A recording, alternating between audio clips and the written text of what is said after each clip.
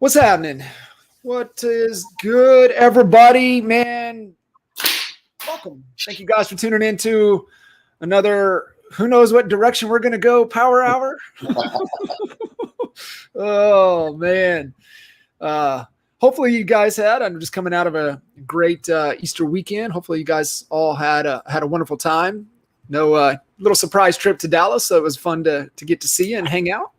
Yeah, it was, man. It was a good trip, man. I'm glad I came. Yeah, it was good. It was good to be in Texas for a few days. Yeah, nice. Now I'm back in Puerto Rico, just like that. Boom, just too easy, man. It is. Before airplanes, man. I mean, shoot, you just didn't go to places like Puerto Rico. Boat, train, and then boat. Right. Oh man. Oh shoot. So what's up, man? Did you get to catch any of that game last night? I didn't. I did not, man. I was in flight the whole time. Got to watch the one before the Gonzaga game. That was a great game. It sounded to me, it looked to me like they just defensively just dismantled Gonzaga, the Baylor Bears. Yeah, I didn't get to watch any. I just kind of listened to the highlights afterwards, and man, they said something, right? And this goes back to, time and being able to gel, right? They said that team had been together for so long, some fifth year seniors, and just really being able to connect at a super deep, they just absolutely loved each other, right? Spending time in the bubble and knowing each other for years, and just that cohesiveness and trust. That was the things I picked up on. I was like, working hard together for a long time, right? Common pursuit of the same goal, man. It's pretty cool to see. You know what else is cool to see? Fans back in their arenas. Do you see they sell out for the Rangers? Yep.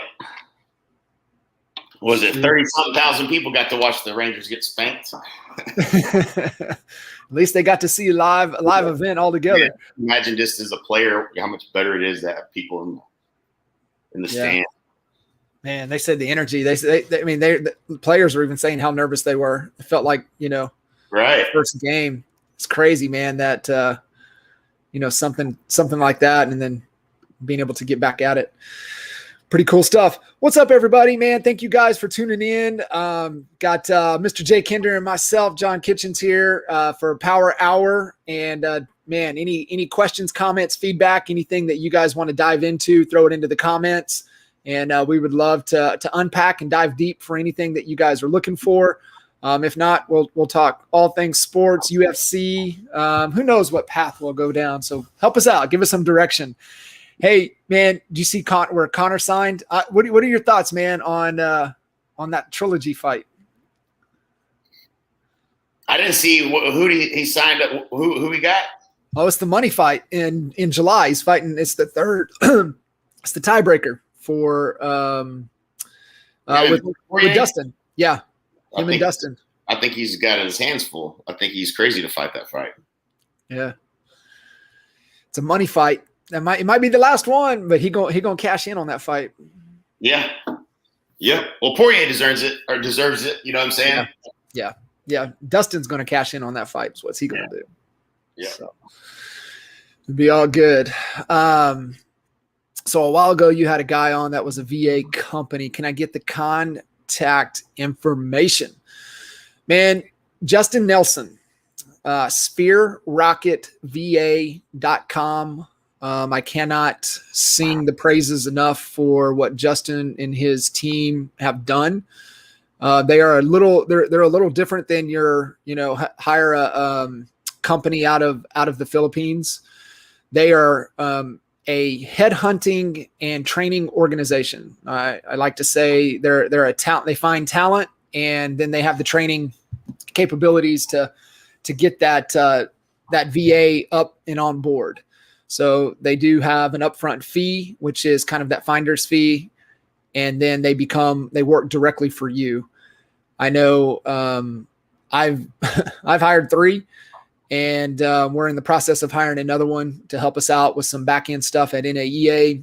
And man, they're amazing. They're we've had a lot of great team members in the past, but there's just something different about their culture and understanding what's important to them. And if your culture is about getting results, about family, about values, things that are important, then that's important to them. So there's definitely some good synergy. And what I love is that they find the right people based upon what you're looking for, and then they have all the training. They provide all the training, and that's what most agents are not very good at, is having the training to get them up to speed for what you want to do, and they provide that. So it's really good. It's been really good. Stuff. Hey man, so if you guys have any other questions, comments, throw it in there.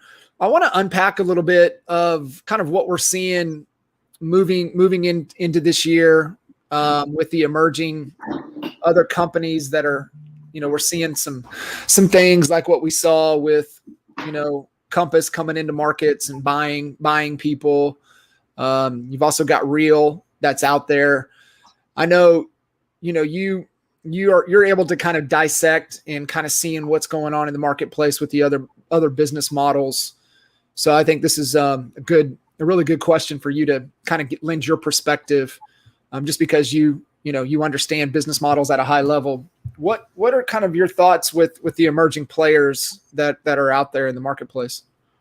Yeah, it's super interesting dynamic. I mean, I think there's no question EXP is the agent centric model, right? And then you've got your tech play, which is really more Redfin than anything. Yet they haven't really gained much market share. They're Redfin's limited. I've always hated Redfin, so this is not a surprise that I don't care for the business model. It's a discount business model, which is fine. There always have been discount business models, and there's always going to be people that want a discount, and that's okay too. Not who I'm going for. It's not my clientele, but there's always going to be a market for it. But they're only as good as they're at getting people to a landing page, right? Like Redfin, through all their different strategies, are limited to the amount of people that they can get to use their software. And then hopefully, and this is where this business model fails is the agents don't have an incentive to follow up with leads and do a good job. They're salaried. So, they're trying to use the lowest common denominator, a real estate agent, to do the hardest part of the job that you can't get people to do, which is make the calls. Yeah. Cause unpack that for everybody, just so everybody understands. This is really, really important. And this was the lesson that we learned. When you've got that guy that's just on salary, remember, everything, compensation drives behavior. So unpack that a little bit, because I want everybody to really get that. There's not, when you're looking at, they're going to get a certain percentage of market share, but when you look in the marketplaces that they've been in for a long time, like Seattle, they're not growing. They're not growing for a couple of reasons. Number one, they're only as good as their ability to again drive traffic to their app and then get an agent to follow up and try to make a sale.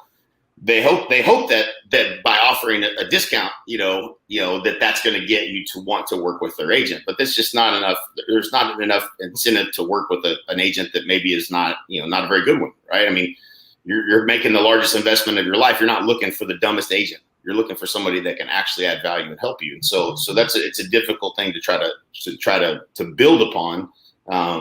And so that's they have the best technology out there. I feel like somebody should be acquiring the Redfin and dumping their business model and keeping their technology.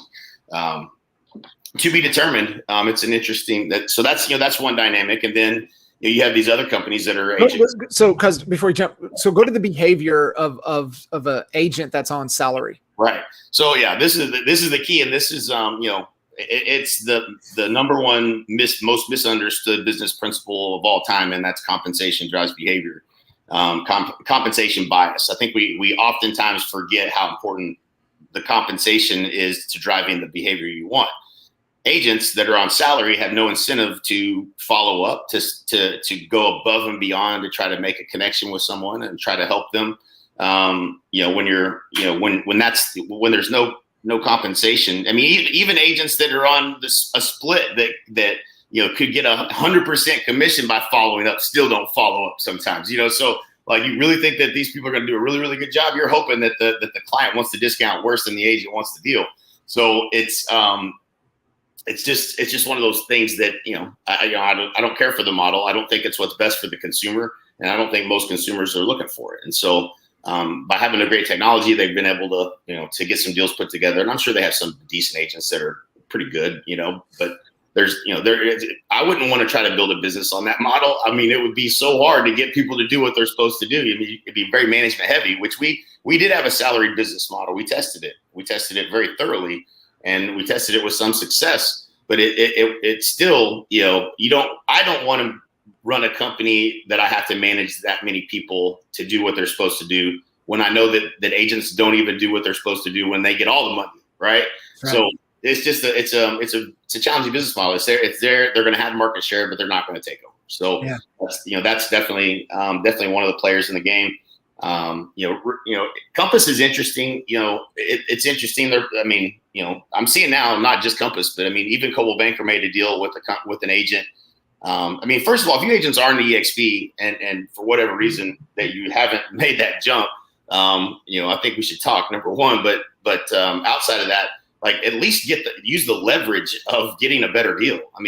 Every company out there is doing deals like I've never seen before. Coldwell Banker did a multi-million-dollar deal, a payout to keep 2 agents in their company because they knew the fallout would be massive if they lost these 2 agents. I've never seen Coldwell Banker or any real estate brand make those types of deals. Big checks, 7-figure checks, change people's lives checks that I can't go right. And here's the kicker. Well, if you do the math, normally in most of the agreements, even Compass's agreements, when you take that money, they're going to get it back. It's just over a period of time. There's a royalty that you pay that never ends, generally speaking. In this case, I saw them cut the royalty in half, offer to pay rent in a building which was probably $4,000 or $5,000 a month. So they're legitimately just giving the farm away with not much upside for them, just so they don't lose top people. And so when you see that starting to happen in the marketplace, there's a reason for it. It's because they can't compete.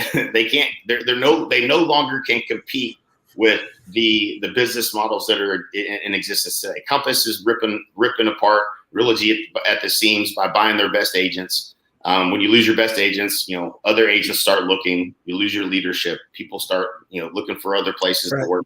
It's got to be maddening to be stuck in a business model that you can't fix and can't change very easily with franchise agreements and all those types of things. And so that's what we're seeing now. Keller's been the most aggressive at doing deals. They've changed their split structure to try to match EXP. They're doing everything they can to compete with this, so they're just not.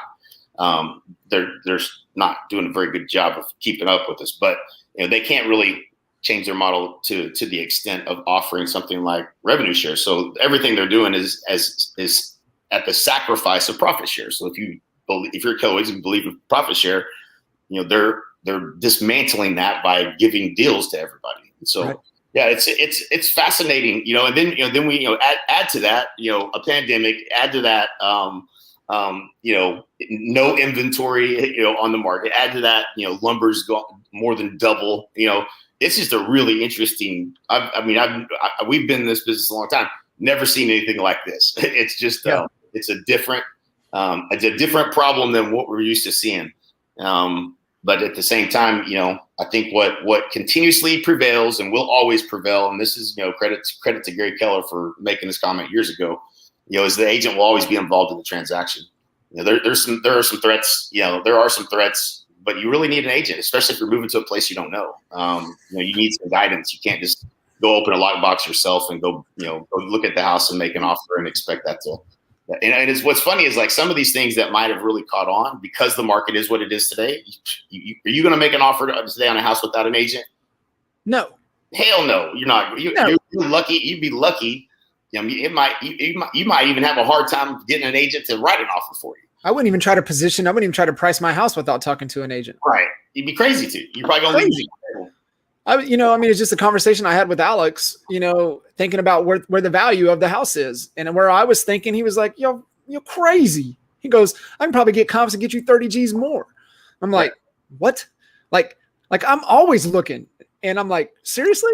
Yeah. So, you have somebody in the trenches, and it comes back, and I love what, Brian get shit done daily. Had, there in San Diego, had him on Expert Mentors. He was like, man, it's always a decision of trust.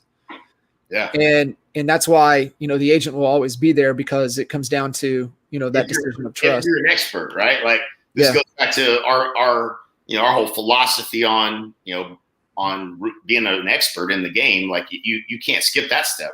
You better be an expert. You better have, you better know the inventory. You better know, the other agent involved and have a relationship with them. If you're planning on getting a deal accepted, there's just if you don't truly know the market and know what's going on, you're not going to be able to advise your clients. And that's at the heart and soul of why a real estate agent should be involved in a real estate transaction. Is that they're truly an expert and add value to the situation.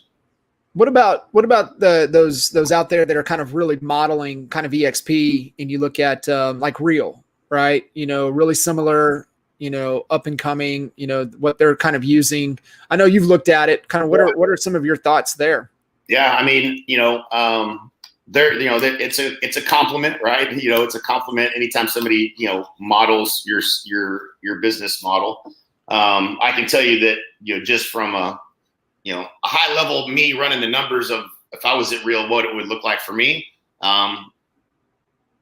They only have 5 levels of compensation from the agent attraction side of things instead of 7. My 7th level alone is worth more than all 5 levels at Real. So it's not an opportunity like EXP. It's just not. And so that's the first thing. And I haven't really gone back and looked at their valuation. The stock, I know where the stock is priced at, but I don't remember what their valuation was. But it was pretty high considering the number of agents that they had. And the other thing is, people forget this, but EXP is on the rocket train, and to the moon we go, right? But it wasn't real easy that first 5 years, or really the first 10,000 agents even, right? Like we weren't in every state. You hope you get good leaders in some of these states, but you have brokers that don't know what the hell they're doing. You got payment issues and challenges and things that are just, as a newer company, that you have to get through that season in order for things to be good and be smooth and be working. And so for those that came along and did that at EXP, the stock was super cheap, right? And the valuation was super low. There was no huge valuation on the company. And when you start out, saying, oh, well, look at the EXP story, we've got to be worth, such and such, right? So, those agents that are going to go through that period of time are going to not have the same opportunity that you had at EXP with the stock. And I think that's the story they're selling, is that, look at how much wealth got created with EXP, and continues to get created. You should come party with us. It's going to be the same. Well, no, it's not, because your valuation is through the roof already, right? And so, those are just little things that you don't really know what you don't know until you start doing the homework. But they're starting to pick up a few people, so I'm sure they'll grow and they'll be a competitor. It's certainly. I mean, I think about it in every business. I was talking to who was I talking to this weekend? I don't remember. It was one of the neighbors. One of my neighbors were talking, and I was just like, could it be? Oh, it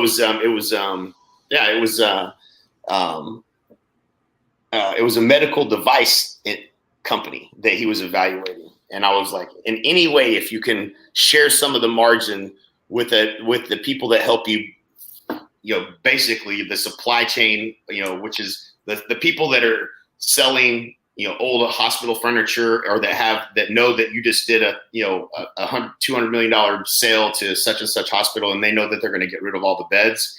Those are like $35,000 beds, and there's margin on the resale of that equipment. It was like, in any way that you could recruit people, a sales force. I mean, I don't know if it would work or not, but like the way I look at it is like, this is the most brilliant thing I've ever seen in any company's business model. Was, they basically, we're a word of mouth company. We get compensated for helping bring other agents into the company, adding tremendous value. It's a huge lever for growth that I've never seen in any other industry, any other company at all, anything like it, other than like network marketing or something. And so, like, those kind of things, if you can add that to your business model, there's no telling what's possible. We'll see it. It'll start happening, because EXP story is going to be too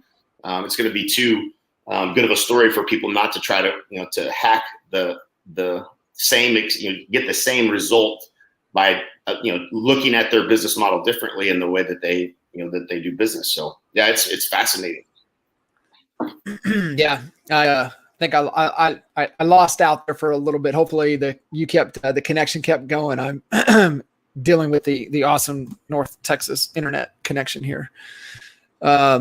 So yeah, it work better than your Texas internet. Isn't that crazy? It just makes no damn sense. It makes no damn sense. Oh man. So no, I love that. And the other thing, and the problem is that most people don't think this way, right? They don't think to look at the leadership and look at the vision of the organization. And I love telling the story when we flew into Fort Lauderdale and got to sit across from Glenn and Jason at lunch that day, and just to hear the vision. And I just remember kind of elbowing you, and I'm like, I'm in. I'm in. It just because it aligns, right, to everything that we believe at our core, what we're trying to accomplish. And I know we talk a lot about betting on the jockey and how important that is. And it's the same thing that I said, when people were asking me about why Lopo. I said, well, who's the jockey? I said the jockey Tager. I said he's the first guy to build one of the most successful real estate lead gen platforms in Exit. Like, hell yes, you go do whatever Howard's doing. And I say the same thing about Dwayne. I'm like, if Dwayne gets back in the game, I don't care what Dwayne's doing. If it pertains to real estate, you're in. You got to go get in. Yeah. And I think that's the big thing that a lot of folks, don't consider or look at, is like, you've got to look at the vision. You got to look at the leadership, because that'll drive everything. And I don't know the vision and leadership that they have, so can't speak to it, but I just know how important it is to understand. Mm-hmm. Yeah. I don't know anything about them at all, except for they used to be the XP, I believe. That's the only thing I know. Yeah. They see the model, go recreate.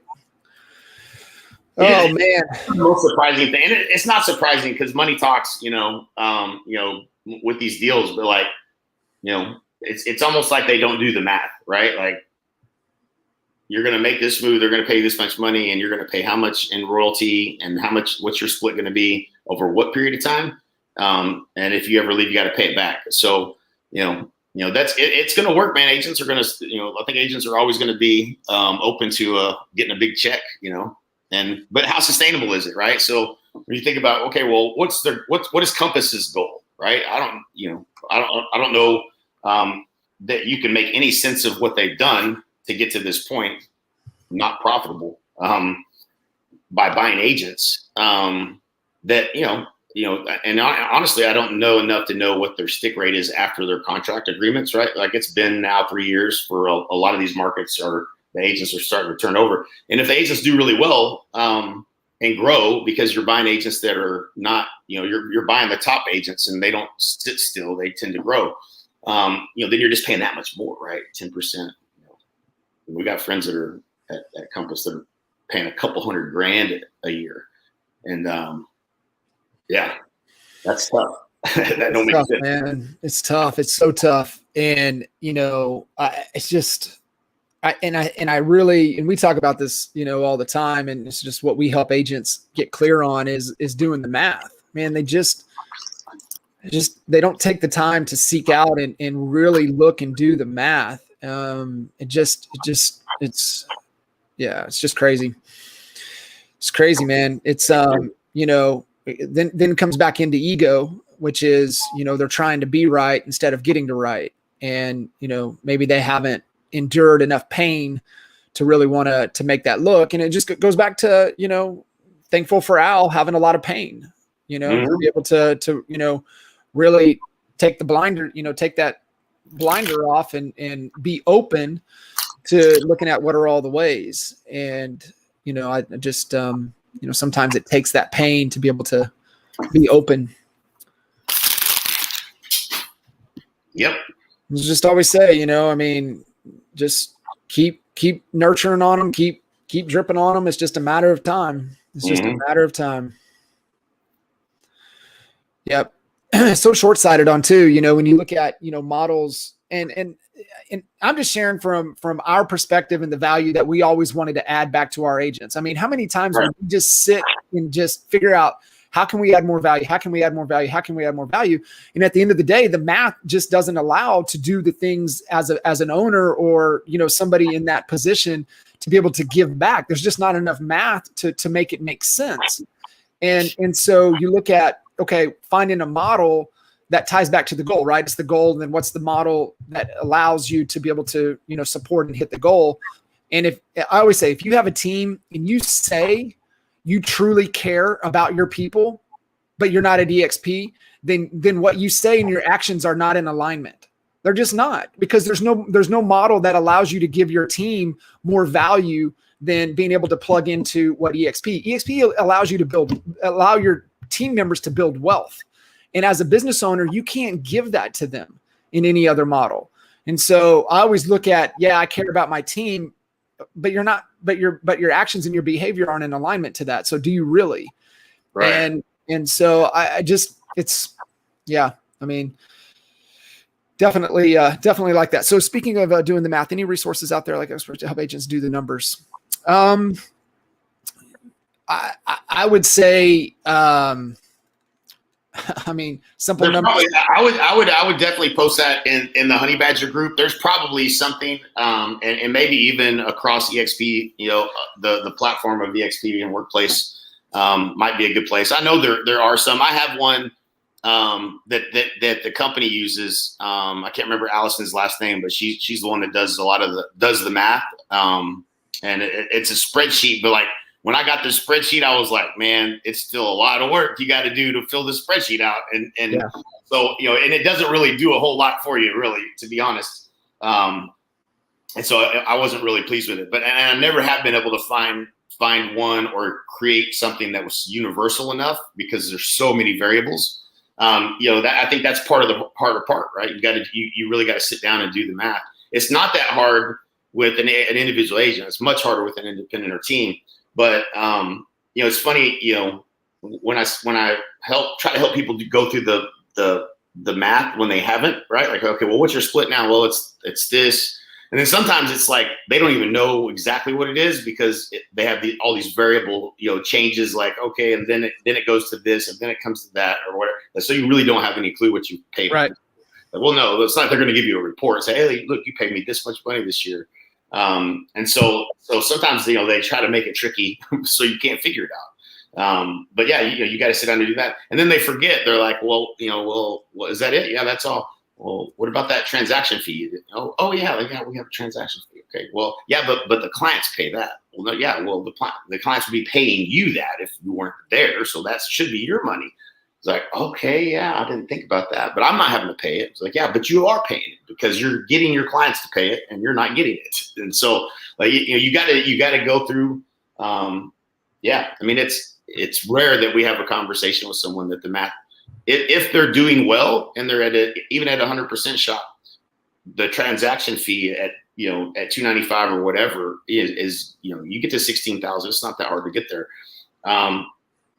What's the training worth? What's the value of the network of people that you're learning from, that are doing things at a really high level, when you don't have that for however long you're at that company, and you don't have that circle of people bounce. That's where the real value is. If you want to, that's the intangible that you can't really help someone see that unless they've experienced it at some level or another. But that's where the real value is in being a part of something with a bunch of people that are killing it. Man, that's so true. I just, you've had more conversations with different, across the, the whole, all the different brands. But man, that's the one thing that I always hear is like, man, I've always felt like I was on an island until being able to plug into the community. And I'm like, you got some of the best on the planet within the community, and that are all willing to contribute and help at a high level. It's really cool to see. Man, have you ever messed with? I would even go as far to say, show me somebody who's highly successful in real estate that didn't get there the same way, that didn't get there by the network or the coaching or the masterminds or the people that they surrounded themselves with. Find me somebody, because I've not seen that. Yeah. Nope. Yeah. We've been in a lot of the rooms. We've seen a lot of those people. We paid a lot of money. If you A want lot to of money to get in those rooms. if you want to make a lot of money, you got to pay a lot of people a lot of money. Yeah, that's the fact. Sure. Hey, so just a couple of questions floating in here. Deanne's asking, we had mentioned somebody that had been, with funnels. I know you have kind of on a personal note, Braden, helping build out funnels. Any other recommendations for somebody that can help build things out for themselves? Say that again. I don't know if you see Deanne's question. It was just kind of around having somebody build out funnels for agents. Oh. And I know you've got Braden doing that kind of on a personal level, but this would be something that maybe that VA company could probably do. Actually, I know they can. Yeah. The only thing that and this is where, and I haven't sat on enough calls, but first of all, it's getting results, man. I mean, he's actually making some people some money, which is awesome. The having somebody, I think it's a key hire. Let's talk about that again, because I loved your perspective on somebody was asking you. I think it was James Massey might have been asking you the question. Massey. Man, let's talk about that again. This is what we're chatting about again. This is a good one, actually. It's a good thought process, mental gymnastics, if you will. But for me, it was, at least when I was trying to think through it, I was like, he was like, should I hire an ISA to help with my agent attraction efforts, or should I hire someone to build funnels? And he was wanting someone else to be making the calls because he was making the calls.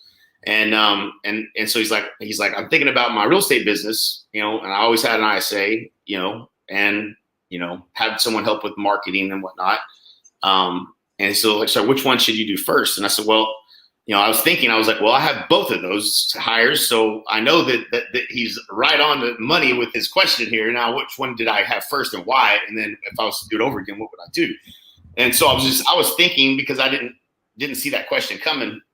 And no one had ever asked me that question. It's probably one of the best questions I've been asked, because James Massey understands that investing in your agent attraction business is a wise thing to do, and it absolutely is. And so what my experience was when I could start having conversations with agents about their business. They always start the same way. I ask questions until I understand where they're at, where they want to go, what's their vision, like all of it, just trying to understand, hey, how are you doing? What what's working, what's not working? Where do you want this thing to look like in a few years? And then I'm looking for, like, all right, well, how will this model, impact you? If you lay what you're doing over here with us, then what would it look like, and how would it help you? And there's so many ways that it can help solve their problems or get them there faster. But the thing that made the biggest difference for me was in conversations when I'm doing three-way calls with people that would put me on three-way calls all day, every day. It'd be an agent that they're bringing on, and I know that I could help them with funnels, and that's what they needed was leads. And you can use the Band-Aid. I think it's not the best product. Make it rain. There's all these different sources that you can pay to have someone do lead generation, but it's not really strategic at all. And in most cases, it's way more expensive per lead than what we are able to do, because we understand how to use Facebook and do marketing that gets better results. And so when I could start saying, and let me show you what we did, what we can do for you in terms of lead generation. And I mean, just being able to say that I could do it, didn't have to show them, just tell them I can do it. Then that we're going to build some funnels for you. We're going to get some lead flow in, and the cost per lead is going to be a lot less than what you normally would pay. But it sounds to me like if you want to do X number of deals, then you're going to need to learn how to get a customer through marketing, essentially. And so so as I'm talking to James, I'm telling him, okay, I would do this. I would hire the marketer or someone to help with building funnels for the agency bring on, before I would hire someone to make the calls. And I said, here's why. Because every time you have a conversation with someone that hasn't set an appointment, you're going to increase all the metrics all the way through. The throughput of adding a marketing person versus just the salesperson first. You're just looking for which hire to make first. You should have both probably, but start with the marketing hire, because Now it improves your offer. So every conversation that you're on, the offer is going to be better, and they're going to be more likely to set an appointment with you.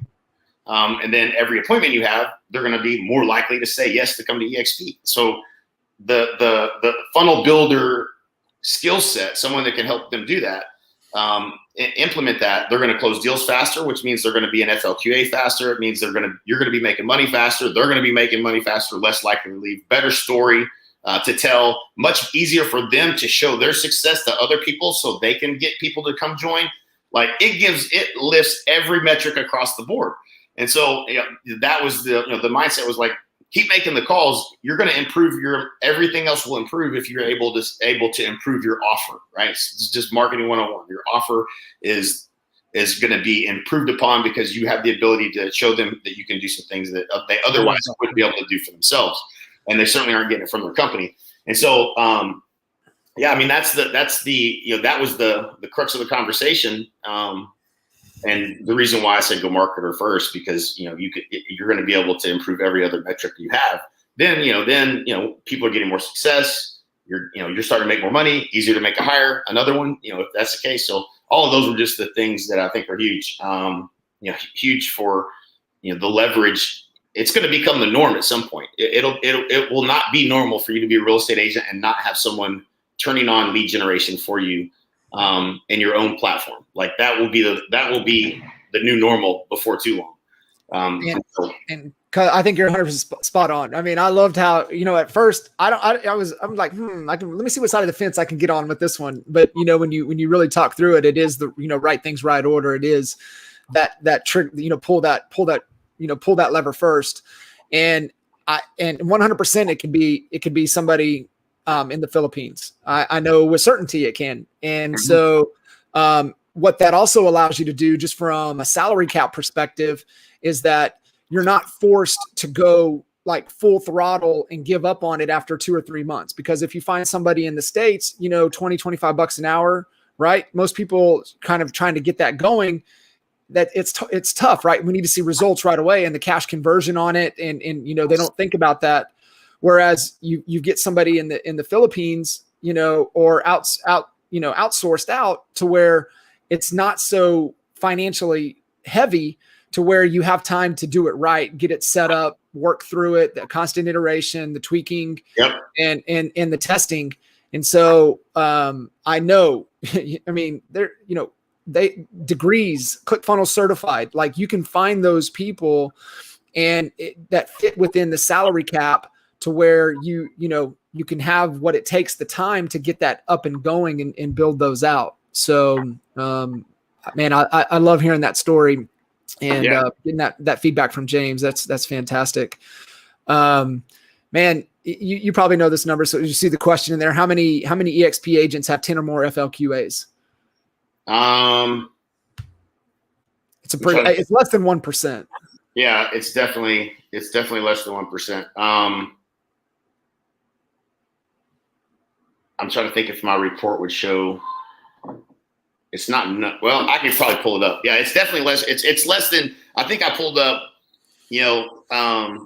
Total group size, not FLQA, but the total group size. There was like over 500 agents, I want to say. So that is one right at 1%. Yep.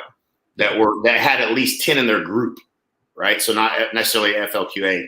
Yeah. FLQA it's a more challenging number to hit, 10 FLQA, because that means you probably have to have 17 to 20 agents to hit that, and depending on when you added them, they may not close something for 60 days. So, FLQA is, I mean, people underestimate, an FLQA, that's going to be easy.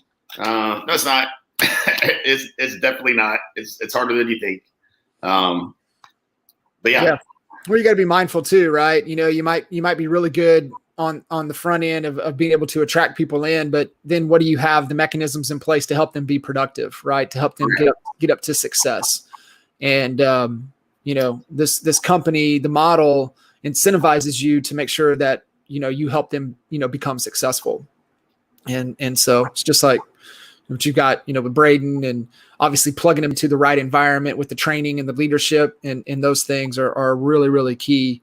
So it, to keep that,